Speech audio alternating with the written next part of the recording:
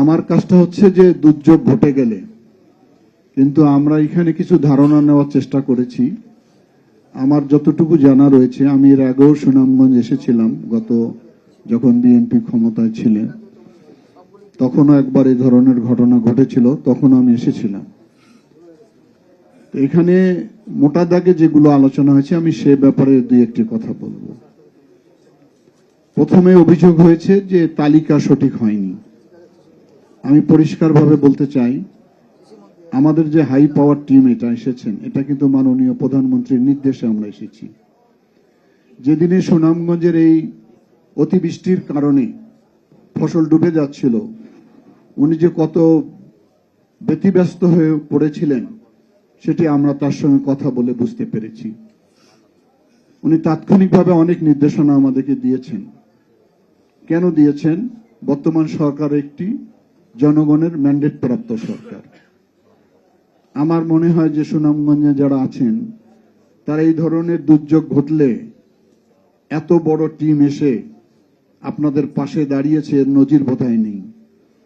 এইটার কারণ হলো জনবান্ধব সরকার, জনগণের ম্যান্ডেট প্রাপ্ত, জনগণের কাছে আমাদের জবাব দিতে রয়েছে। আর আমাদের মাননীয় প্রধানমন্ত্রী কিভাবে কাজ করছেন এটা আপনারা সবাই বুঝতে পারেন, বোঝার চেষ্টা করবেন। 5ই আগস্টের মতো আর চলবে না, চলা উচিত না। সে কারণে আমরা যেন আমাদের যার যার দায়িত্বের মধ্যে আছি, সেই দায়িত্বটা যেন আমরা সঠিক, নির্ভুল এবং দুর্নীতিমুক্ত ভাবে করার চেষ্টা করি। এটা হলো প্রথম মেসেজ আমার। আর বিষয়গুলো হলো যে তালিকা নিয়ে যে অভিযোগ হয়েছে, আমাদের মাননীয় সংসদ সদস্য মিলন ভাই বলেছেন, আমরা এটা সময় দিতে চাই। সময় দিয়ে নিখুঁতভাবে আপনারা তালিকাটা প্রস্তুত করুন। এবং আমি মনে করি মাননীয় উপদেষ্টারা যখন তালিকা প্রস্তুত হবে, ওনারা এটার উপদেষ্টা থাকবেন, এটা ক্রস চেক করবেন ওনারা, তারপরে আমরা এটাকে গ্রহণ করব।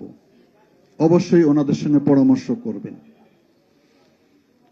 আর এখানে আমাদের অর্থ পরিকল্পনা উপদেষ্টা মহোদয় এসেছেন, তার আসার কারণ কি উনি ব্যাখ্যা করেছেন, বুঝতেই পাচ্ছেন।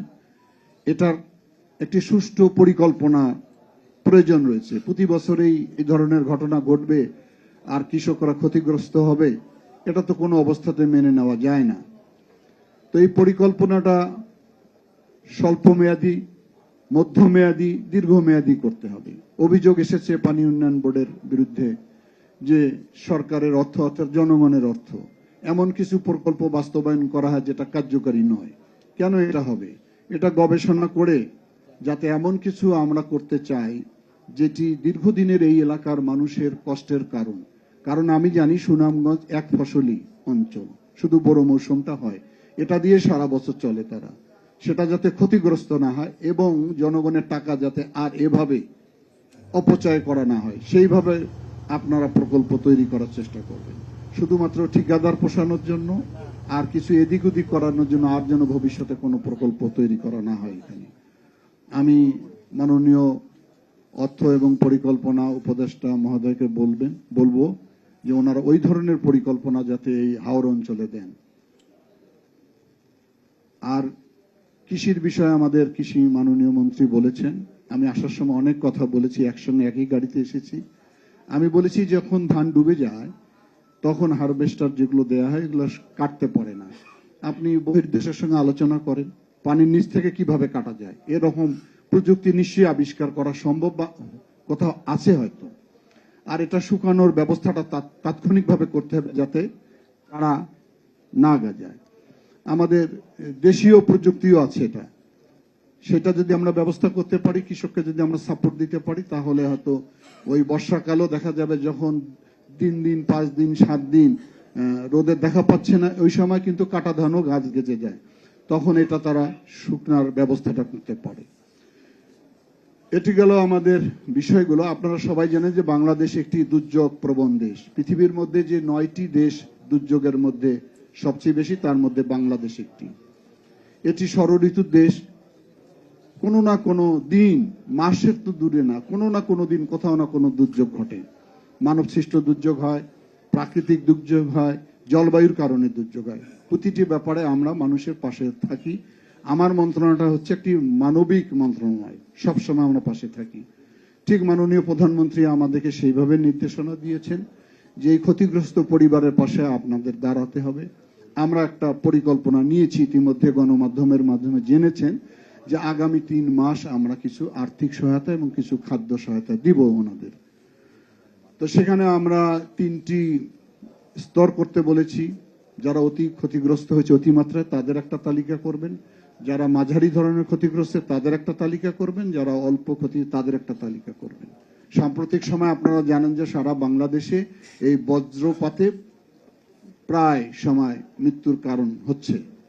এখানে যারা মৃত্যুবরণ করে তাদের তো জীবনের মূল্য দেওয়া সম্ভব হয় না, আমরা কিছু আর্থিক সহায়তা দিই তার সৎ কাজের জন্য, পরিবারটাকে সাহায্য করার জন্য। এটার পরিমাণ কম ছিল, এটা আমরা ডাবল করতেছি এবার। আর একটা জিনিস সংযোজন করেছি এবার আমরা নীতিমালায়, সেটি যে গবাদি পশুও মারা যায়, বন্যাও মারা যায়, বজ্রপাতও মারা যায়। এটার কোনো ব্যবস্থা ছিল না, এটা আমরা এবার অন্তর্ভুক্ত করেছি। এখানে গরু, মহিষ, ছাগল মারা গেলে সেখানে আমরা কৃষককে কিছু আর্থিক সহায়তা দান করব। আমি মনে করি আমি আজকে বলে গেলাম, আপনারা যত তাড়াতাড়ি অ্যাসেসমেন্ট করে আমাদেরকে তালিকা দিবেন, আমরা সেই হিসাবে আগামী অর্থ বছরে এই কাজটা আমরা হাতে নিতে চাই।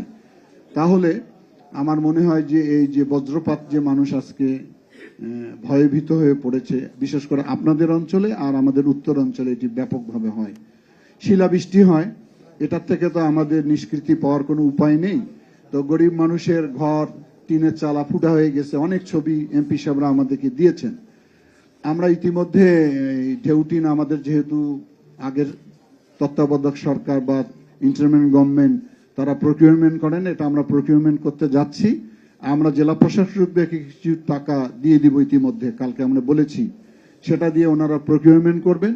এইটাও যেন সঠিক তালিকা হয়, যে সমস্ত গরিব মানুষের, হতদরিদ্র মানুষের এই ঘর ক্ষতিগ্রস্ত হয়েছে তাদেরকে যেন আমরা টিনের মাধ্যমে তাদের ঘরটা ঠিক করে দিতে। এটারও একটা নীতিমালা আমি সংশোধন করেছি। আগে দেয়া হয়তো সর্বোচ্চ 3 বান্ডিল ঢেউটিন, এটা এখন সর্বোচ্চ পাবে 6 বান্ডিল। আগে দেয়া হতো 3000 টাকা, এখন দিব আমরা প্রতি বান্ডিলে 6000 টাকা। কারণ আগের ওই 12 সালের নীতি আর এখন এই 26 সালে এসে একই থাকতে পারেন, এটাও পরিবর্তন করেছি। আশা করি আমরা এই সরকার জনাব তারেক রহমানের নেতৃত্বে শুধু দুর্যোগের ক্ষেত্রে নয়, কৃষির ক্ষেত্রে নয়, প্রত্যেকটা ক্ষেত্রে যেভাবে তাৎক্ষণিকভাবে তাদের পাশে দাঁড়ানোর প্রচেষ্টা আছে, এটা অব্যাহত থাকবে।